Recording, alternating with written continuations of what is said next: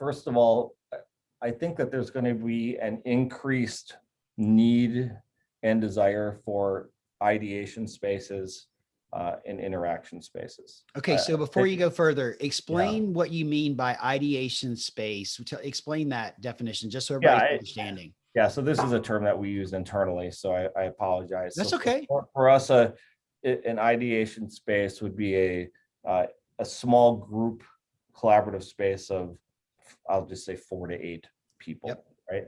And then an interaction space would be a little bit of a smaller space, maybe 1 to 4 people somewhere in there. And then the lines blur between the two, of course. Mhm.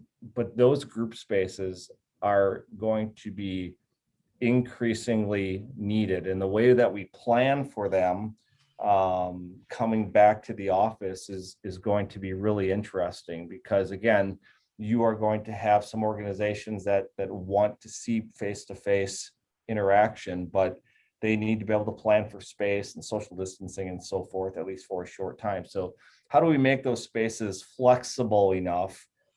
Is it through a series of screens or dividers or architectural walls that can be, taken down and put back up into different configurations at a moment's notice?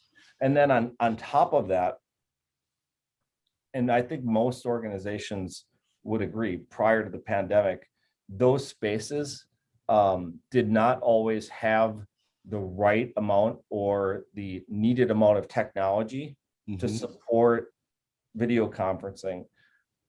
I I still look back at March and April of last year, and the degree to which organizations jumped, I mean, leapt into video conferencing as a staple in their work environment Yeah. is incredible to me. Mhm.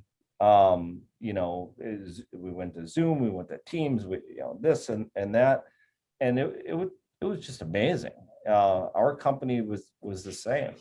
So now if people come back to the office, we have to make sure that we can accommodate that on a larger scale, because there are going to be many organizations that continue to offer a work from home practice 1 to 5 days a week. And I think those spaces need to be accommodated for that.